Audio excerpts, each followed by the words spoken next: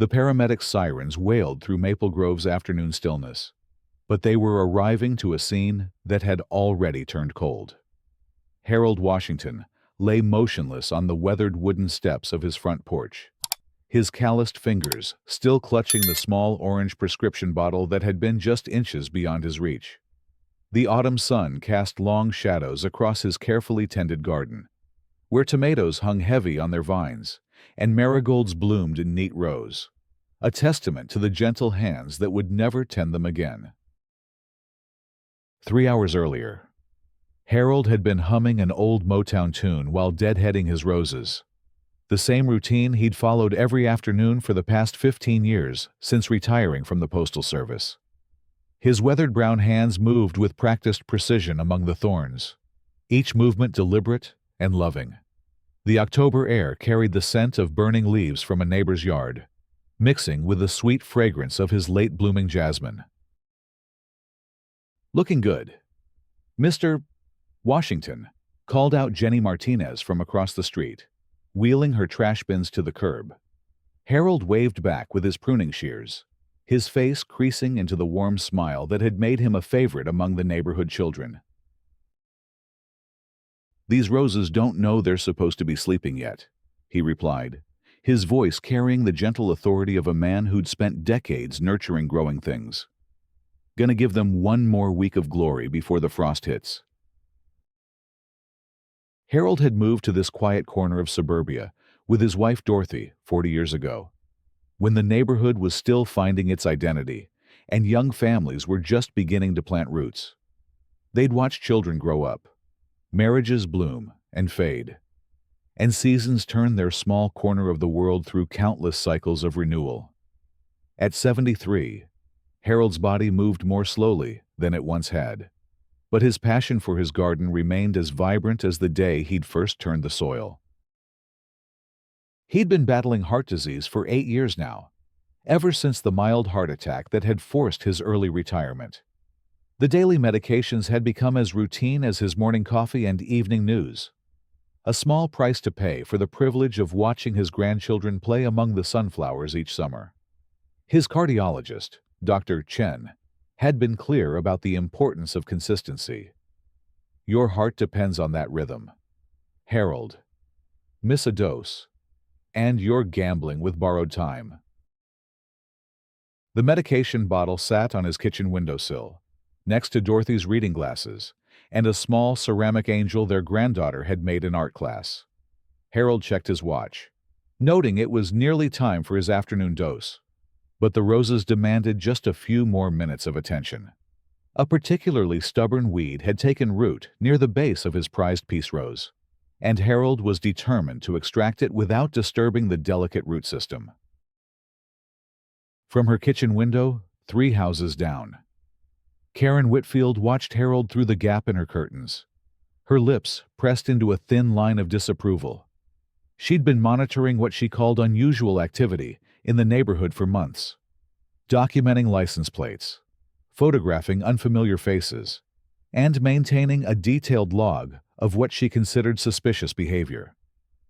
Harold's afternoon gardening ritual had recently caught her attention, particularly since she'd noticed him loitering near the property line that separated his yard from the vacant lot next door.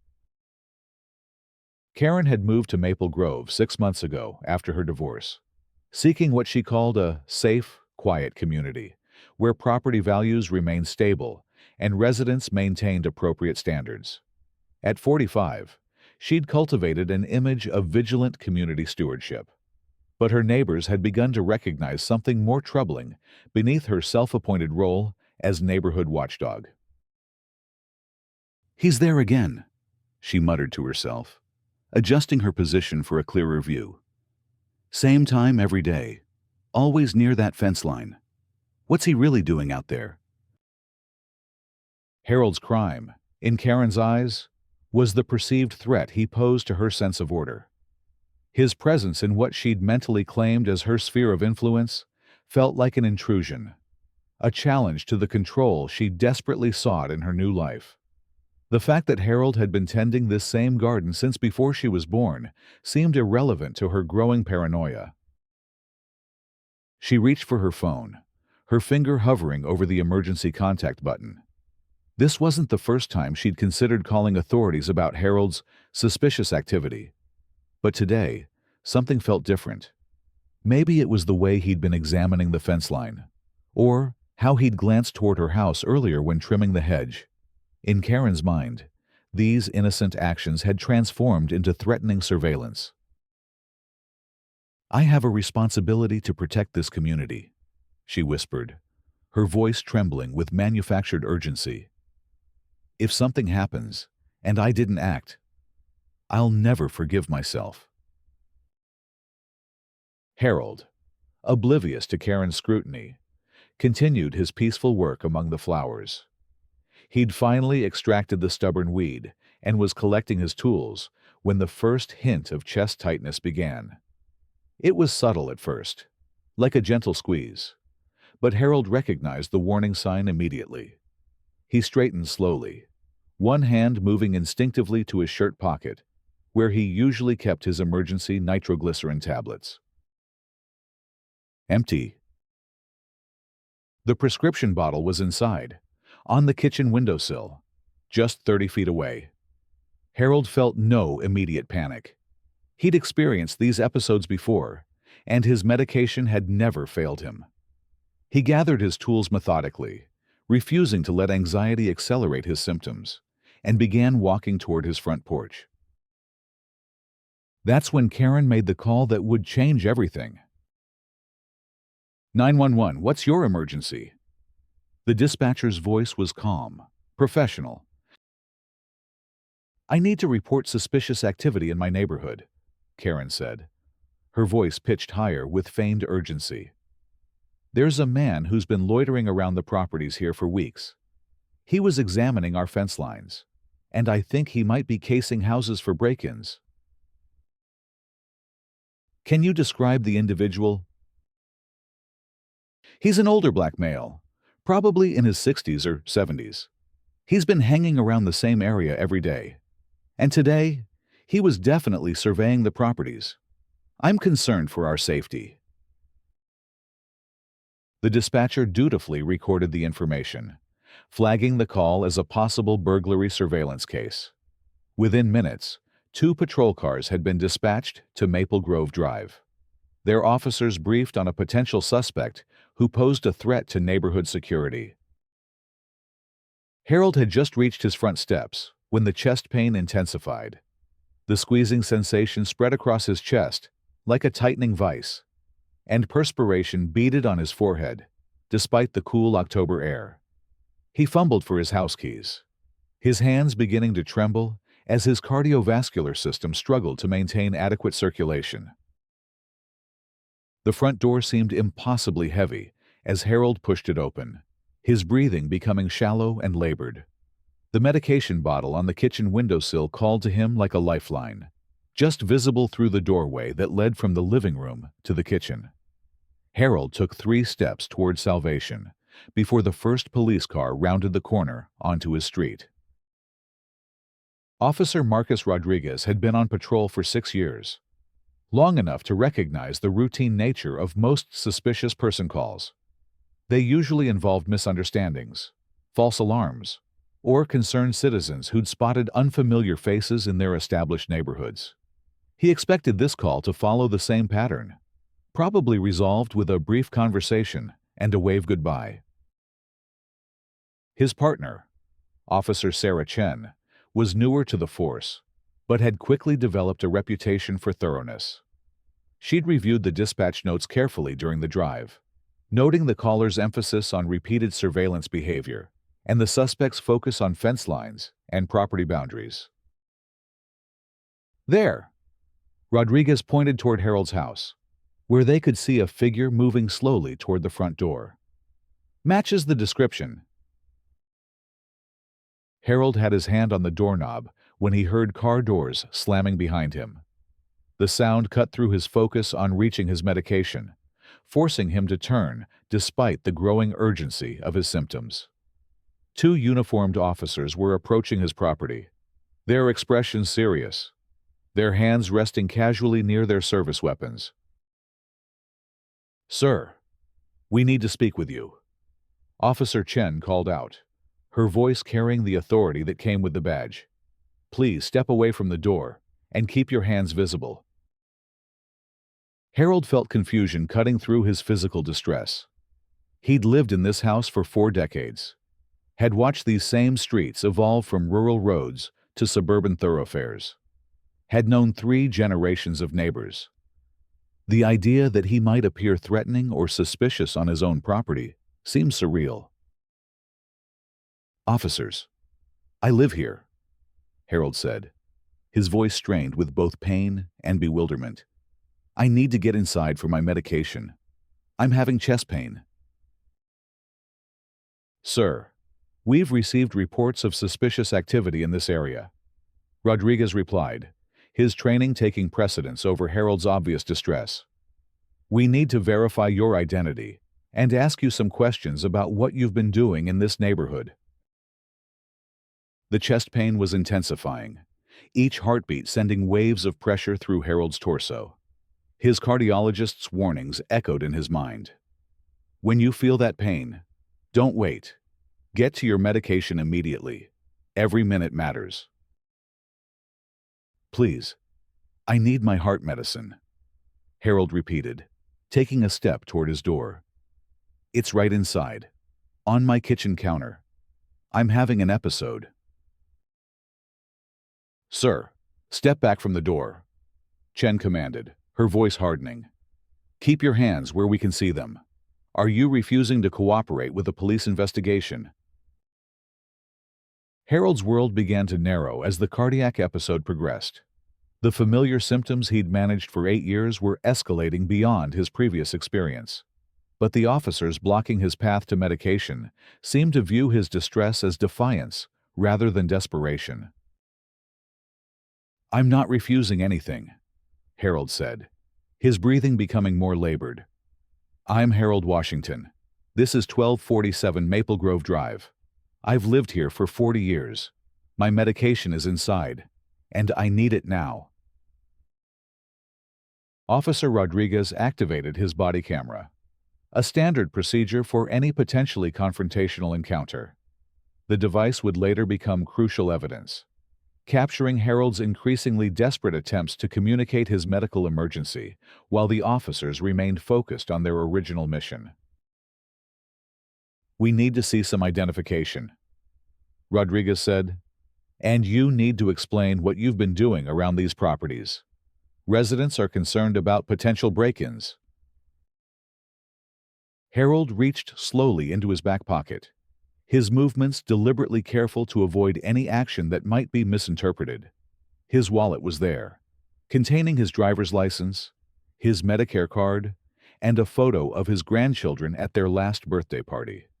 But as he withdrew the worn leather billfold, his fingers were trembling noticeably, and sweat had begun to soak through his gardening shirt. "Here's my identification," Harold said, extending the wallet toward Officer Chen. "Please, I need to call my wife and get my medication. Something's wrong with my heart." Chen examined Harold's driver's license, confirming that the address matched the property where they'd found him. But the dispatch call had described ongoing surveillance activity, suggesting this individual had been repeatedly present in the area over multiple days. The fact that he lived at this address didn't eliminate the possibility that he'd been conducting surveillance of neighboring properties. "Mr. Washington," Chen said, her tone remaining official, "residents have reported that you've been spending significant time examining property lines and fence boundaries. Can you explain what you've been doing?" Harold felt as though he was drowning while standing on dry land. The pain in his chest had evolved from pressure to a crushing sensation, and his vision was beginning to blur at the edges. The officer's questions seemed to come from a great distance, filtered through the haze of his body's distress signals. "I garden," Harold gasped, his voice barely above a whisper. "Every day, for 40 years. Those are my roses, my tomatoes. Please, I need Dorothy. I need my medicine." Rodriguez looked at his partner, noting the suspect's apparent physical distress, but remaining focused on their investigation. People often claimed medical emergencies when confronted by law enforcement, and their training emphasized the importance of maintaining control of the situation before addressing secondary concerns. "Sir, you're going to need to sit down right there on the steps while we sort this out," Rodriguez instructed, pointing to Harold's front porch. "Keep your hands visible, and don't make any sudden movements toward the door." Harold's legs barely supported him as he lowered himself onto the wooden steps he'd climbed thousands of times. The irony wasn't lost on him that he was being treated as a threat in the same spot where he'd taught his grandson to tie his shoes, where he'd shared morning coffee with Dorothy for 4 decades, where he'd sat with neighbors during block parties and community gatherings. From her window, Karen watched the scene unfold with grim satisfaction. Her call had been taken seriously, and law enforcement was finally addressing what she viewed as a persistent security threat. She had no idea that the man she'd reported was fighting for his life just yards away from the medication that could save him. Dorothy Washington was finishing her grocery shopping at the market 3 miles away when her husband's cardiac episode entered its critical phase. She'd left Harold in his garden, as she had countless times before, trusting in the peaceful routine that had defined their retirement years. She was selecting apples when Harold's heart began to fail. "Officers, please," Harold whispered, his voice now barely audible. "Call Dorothy, my wife. She's at the store. The number's in my phone." Harold's cell phone was in his shirt pocket, but reaching for it required movement that the officers had specifically prohibited. He sat trapped between the escalating medical emergency and the armed authority figures who viewed any motion as potential resistance. Chen radioed for backup, requesting additional units to help process what appeared to be a complex investigation. The caller had seemed genuinely concerned about repeated suspicious activity, and the suspect's behavior remained difficult to assess. His claims of medical distress could be legitimate, but they couldn't abandon proper procedure based solely on those claims. "Dispatch, we need an additional unit at 1247 Maple Grove Drive," Chen reported. "We have a subject claiming medical emergency, but we need to complete our investigation of reported surveillance activity." The backup would take 8 minutes to arrive. 8 minutes during which Harold's cardiovascular system continued its catastrophic decline. His heart, deprived of the medication that regulated its rhythm and supported its function, began to develop dangerous arrhythmias. The muscle that had beat steadily for 73 years started to quiver and spasm, unable to maintain the coordination necessary to pump blood effectively through his body. Harold's breathing became rapid and shallow, his skin taking on the grayish pallor that medical professionals recognize as a sign of impending cardiovascular collapse. His hands, which had been trembling, now moved in small, involuntary spasms as his nervous system struggled to compensate for the failing circulation. "Something's really wrong," Harold managed to say. His words slurred as oxygen deprivation began to affect his brain function. "Please, get Dorothy. Get my medicine." Officer Rodriguez finally began to recognize that Harold's distress might be genuine rather than performed. The man's color was clearly deteriorating, and his movements had become uncontrolled rather than purposeful. But procedure still dictated caution, especially given the nature of the original call. "Sir, are you diabetic?" Rodriguez asked, drawing on his limited medical training. "Do you have any chronic conditions we should know about?" "Heart disease," Harold whispered, each word requiring tremendous effort. 8 years. Medication inside? Kitchen window." Chen looked toward the house, then back at Harold's deteriorating condition. The backup unit was still several minutes away, and the situation was clearly evolving beyond their initial expectations. She made the decision to radio for emergency medical services, though she maintained her position between Harold and his front door. Dispatch: we need EMS at 1247 Maple Grove Drive. Subject is showing signs of possible medical distress. The ambulance would take 12 more minutes to arrive. 12 minutes during which Harold's heart medication sat untouched on his kitchen windowsill, just 30 feet from where he was dying. Dorothy Washington was loading her groceries into her car when she felt the inexplicable chill that sometimes precedes devastating news.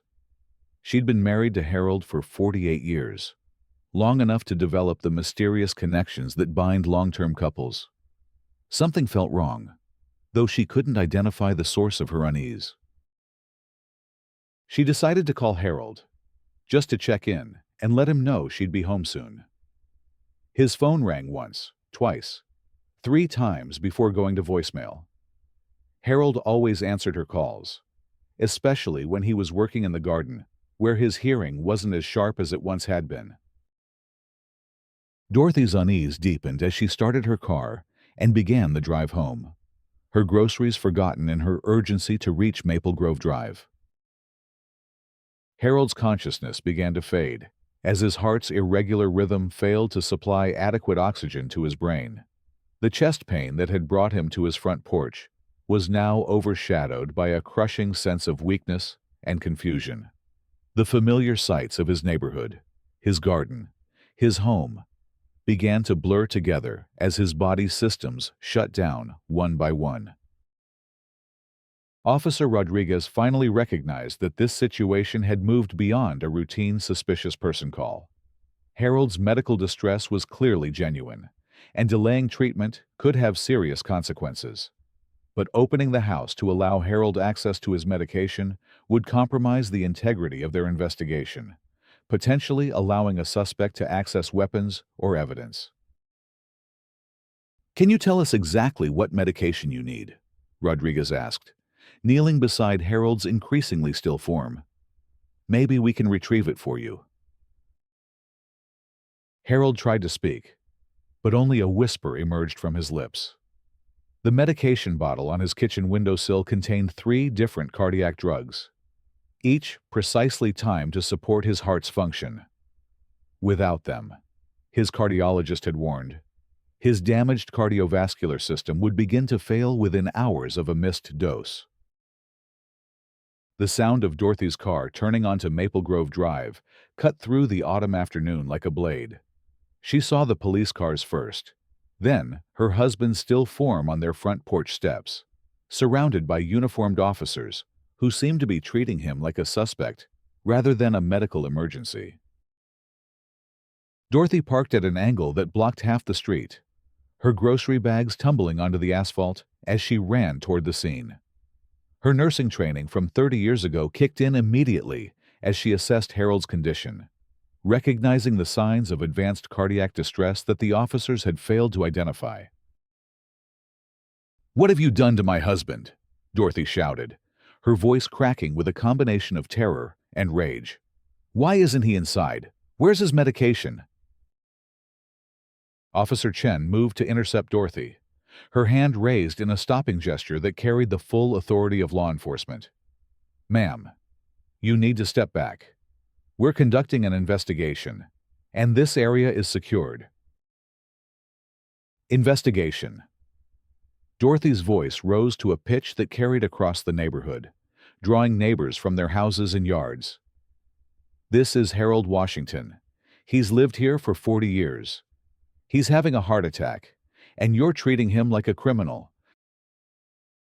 Dorothy tried to push past Officer Chen, her maternal instincts overwhelming any concern for police authority.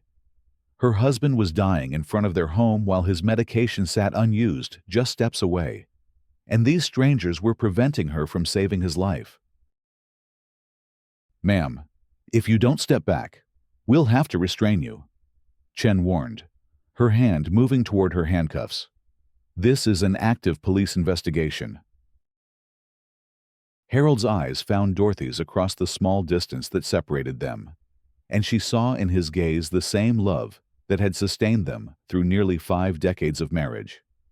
But she also saw something else, something that cut through her soul like broken glass. She saw goodbye. "His medication is on the kitchen windowsill," Dorothy said, her voice now deadly calm as she faced Officer Rodriguez. "He needs it now. Not in 5 minutes. Not after your investigation. Now. If you let my husband die because you won't let him take his heart medication, I will make sure the whole world knows what happened here today."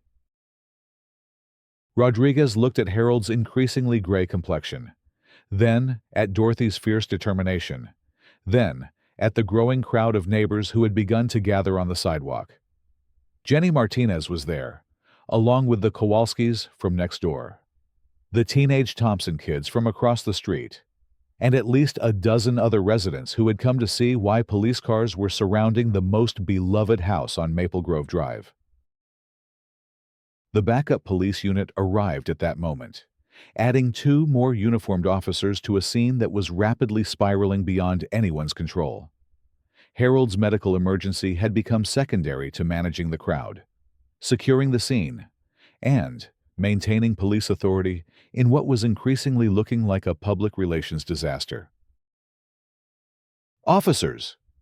Jenny Martinez called out from the sidewalk, her voice carrying clearly across Harold's front yard. "What's happening? Harold's our neighbor. He gardens every day. He's not threatening anyone." The crowd murmured agreement, and Dorothy seized on the growing support. "Tell them, Jenny. Tell them Harold has lived here for 40 years. Tell them he's not a criminal." Officer Rodriguez made the decision that would haunt him for the rest of his career. Instead of allowing Dorothy to retrieve Harold's medication, he called for additional backup and declared the scene a potential public disturbance. Harold's medical emergency became subordinate to crowd control and officer safety. Meanwhile, Karen Whitfield watched from her kitchen window as her anonymous 911 call generated a neighborhood crisis. She began to realize that the suspicious person she'd reported was actually a longtime resident. But the machinery of law enforcement was now beyond her control. Her attempt to protect her sense of security had set in motion events that no single person could stop. Harold's heart stopped at exactly 3:47 p.m., 17 minutes after the police officers had first prevented him from entering his house.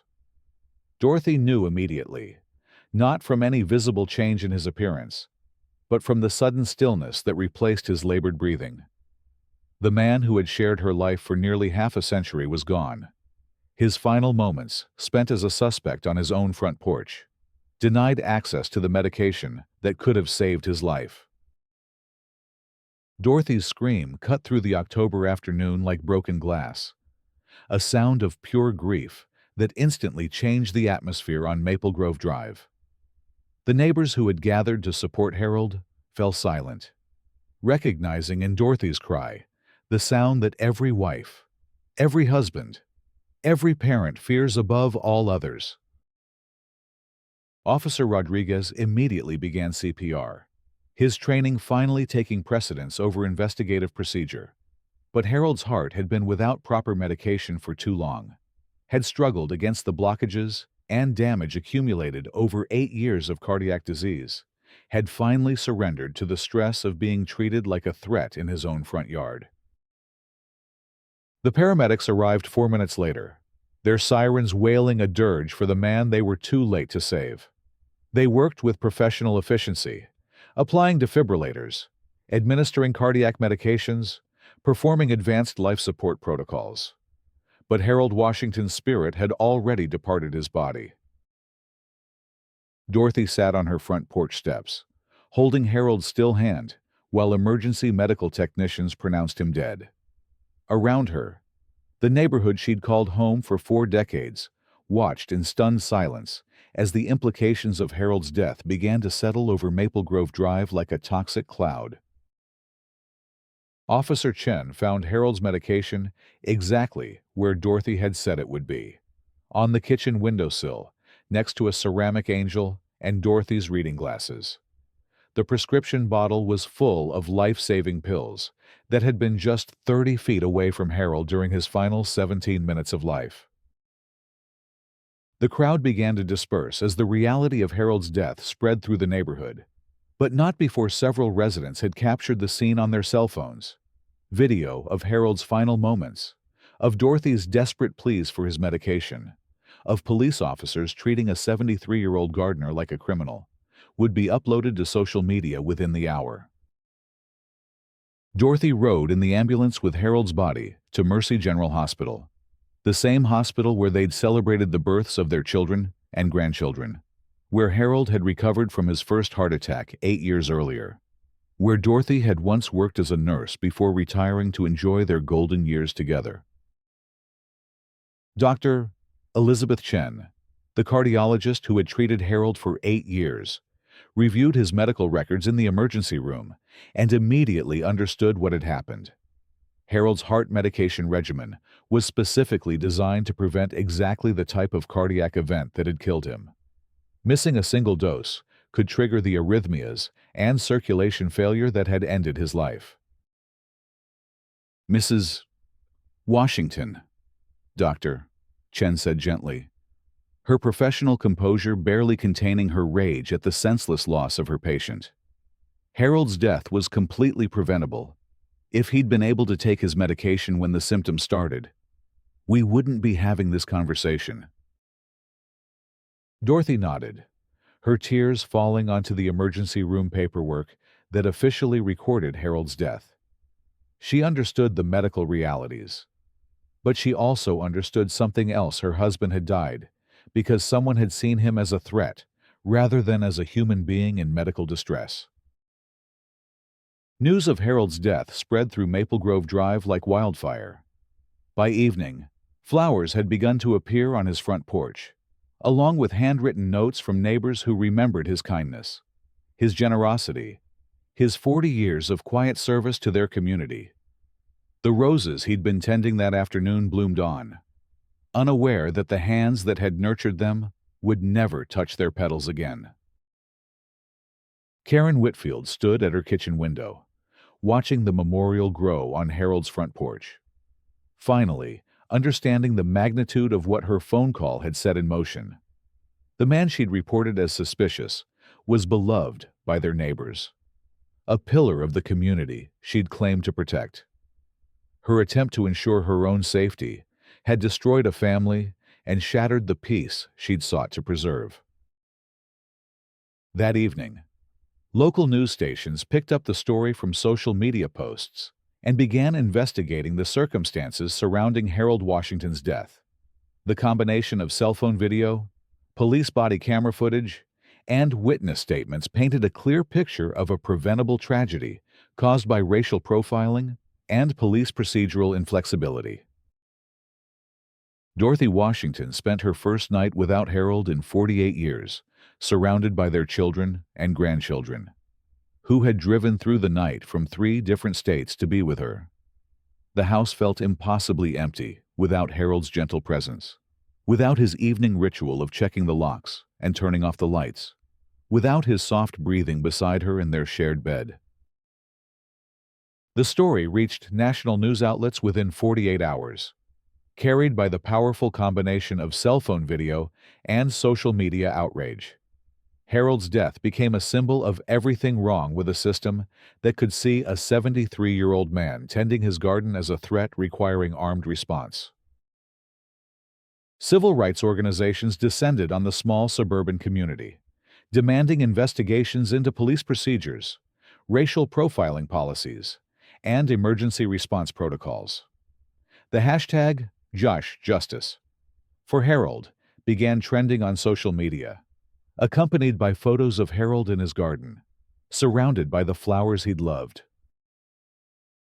Harold Washington's funeral drew more than 1,000 mourners to Mount Olive Baptist Church, where he'd served as a deacon for 25 years. The small church couldn't contain the crowd, which spilled onto the sidewalks and into the parking lot, where speakers had been set up to carry the service to those who couldn't find seats inside. Dorothy sat in the front pew, surrounded by 4 generations of Harold's family, while community leaders, civil rights activists, and neighbors took turns sharing memories of a man whose only crime had been gardening while black in his own front yard. Harold Washington represented the best of America, said Reverend Marcus Johnson, who had officiated at Harold and Dorothy's wedding nearly 5 decades earlier. He served his community, loved his family, and tended his garden with the same care that he brought to every relationship in his life. His death is a reminder that we have work to do, bridges to build, and hearts to change. The media presence at Harold's funeral transformed a private moment of grief into a public demand for justice. News crews from major networks broadcast the service live, while protesters gathered outside police headquarters, demanding accountability for the officers whose actions had contributed to Harold's death. Officer Marcus Rodriguez requested administrative leave the day after Harold's funeral, unable to reconcile his role in the death of an innocent man with his oath to serve and protect. The body camera footage haunted his nights, replaying Harold's desperate pleas for medication, while Rodriguez had focused on procedural compliance rather than human compassion. Officer Sarah Chen was placed on administrative leave pending the outcome of multiple investigations into Harold's death. The police department, the district attorney's office, and the FBI had all launched separate inquiries into whether civil rights violations had occurred during the response to Karen Whitfield's 911 call. Karen Whitfield found herself at the center of a national controversy she'd never intended to create. Her identity was revealed through public records requests, and her motivations for calling 911 about Harold came under intense scrutiny. Death threats began arriving in her mailbox and voicemail, forcing her to consider leaving the neighborhood where she'd sought security and peace. 3 weeks after Harold's death, Dorothy Washington stood in his garden for the first time since the tragedy. The autumn flowers were still blooming, though frost had touched some of the more delicate plants. She could see where Harold had been working that final afternoon, where he'd pulled the weed from beside his prized peace rose. Dorothy began the painful process of deciding what to do with Harold's garden. Should she maintain it, as he would have wanted? Should she let it return to the wild state it had been when they first bought the house? Should she sell the property and escape the painful memories that haunted every corner of their shared life? The neighbors on Maple Grove Drive rallied around Dorothy, offering to help maintain Harold's garden through the winter months. Jenny Martinez organized a schedule of volunteers, ensuring that the roses would be properly winterized and the perennial plants would be cared for until Dorothy could decide their fate. Legal proceedings began 6 weeks after Harold's death, with Dorothy filing a wrongful death lawsuit against the police department, the city, and Karen Whitfield. The civil rights attorneys handling her case argued that Harold's death resulted from a pattern of racial profiling that had transformed a medical emergency into a fatal law enforcement encounter. The district attorney's office faced intense pressure to bring criminal charges against someone for Harold's death. While the officers had followed established procedures, those procedures had proven inadequate when confronted with a medical emergency involving a black man in his own front yard. Karen Whitfield was charged with filing a false police report and criminally negligent homicide, charges that reflected the prosecution's determination to hold someone accountable for Harold's preventable death. Her defense attorneys argued that she'd acted in good faith, reporting what she genuinely believed to be suspicious activity. But the evidence suggested her motivations were rooted in racial bias rather than legitimate security concerns. The police department announced sweeping reforms to their emergency response protocols, including mandatory medical training for all officers, revised procedures for handling suspected medical emergencies, and cultural sensitivity training designed to help officers recognize their own unconscious biases. Harold's death had exposed fundamental flaws in systems designed to protect public safety. revealing how quickly those same systems could become instruments of injustice when fear and prejudice overrode common sense and human compassion. 6 months after Harold's death, Dorothy Washington made the decision to stay in their home on Maple Grove Drive. She couldn't abandon the garden Harold had loved, the community that had embraced them, or the neighbors who had become an extended family over 4 decades of shared experience. Dorothy transformed Harold's garden into a community memorial, opening their front yard to neighbors who wanted to plant flowers in Harold's memory. The roses he'd tended became the centerpiece of a larger garden that celebrated not just his life, but the values of compassion, understanding, and neighborly love that his death had brought into sharp focus. The criminal trial of Karen Whitfield began 9 months after Harold's death, in a courthouse packed with civil rights activists, community leaders, and members of Harold's extended family. The prosecution argued that Karen's 911 call had been motivated by racial bias, transforming a black man's peaceful afternoon gardening into a perceived threat requiring armed police response. Karen's defense team painted her as a concerned citizen who had acted on legitimate security fears, arguing that she couldn't have predicted the tragic outcome of her call to authorities. But the evidence of Harold's 40-year residence in the neighborhood, combined with testimony about his beloved status among neighbors, undermined claims that his presence had posed any genuine threat. The jury deliberated for 18 hours before returning a guilty verdict on the charge of criminally negligent homicide, finding that Karen's reckless disregard for Harold's humanity had directly contributed to his death. She was sentenced to 4 years in prison and ordered to pay substantial restitution to Dorothy Washington. The police officers involved in Harold's death faced departmental discipline, but were not criminally charged, a decision that sparked renewed protests and calls for police reform. Officer Rodriguez resigned from the force and became an advocate for emergency medical training within law enforcement, dedicating his life to ensuring no other family would experience Dorothy's loss. 2 years after Harold's death, Dorothy Washington testified before Congress about the need for federal legislation addressing racial profiling and police response to medical emergencies. Her soft-spoken testimony, delivered while wearing Harold's wedding ring on a chain around her neck, moved representatives to tears and helped build support for the Harold Washington Act.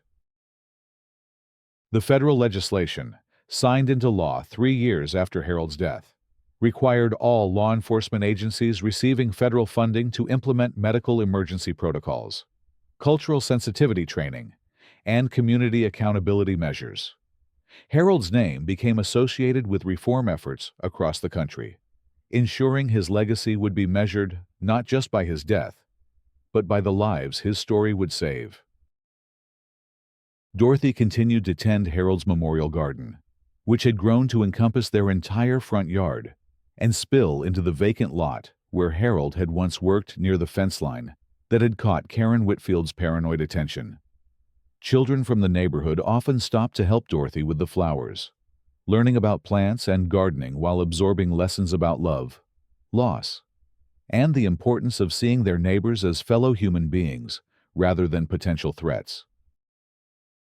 On the 5th anniversary of Harold's death, Maple Grove Drive was renamed Harold Washington Way, in honor of the man who had died for the crime of gardening while black in his own front yard. Dorothy stood beside the new street sign, surrounded by hundreds of neighbors, friends, and strangers whose lives had been touched by Harold's story. Harold would have been amazed by all this attention, Dorothy said, her voice carrying clearly across the crowd gathered in the garden Harold had loved. He was a quiet man who believed in taking care of what was in front of him: his roses, his neighbors, his community. He would want us to remember that our gardens grow best when we tend them with love rather than fear. The memorial garden continued to bloom each year, tended by Dorothy and maintained by volunteers who had never met Harold but understood the importance of keeping his memory alive. The peace rose he'd been pruning on his final afternoon became the centerpiece of the memorial, its white petals edged with pink, serving as a living reminder that beauty could grow from even the darkest soil. Dorothy Washington lived until she was 89, spending her final years surrounded by the garden Harold had created and the community that had embraced his memory. When she passed away peacefully in her sleep, neighbors found her morning coffee cup on the kitchen windowsill, next to the ceramic angel their granddaughter had made, and the spot where Harold's medication had once waited to save his life.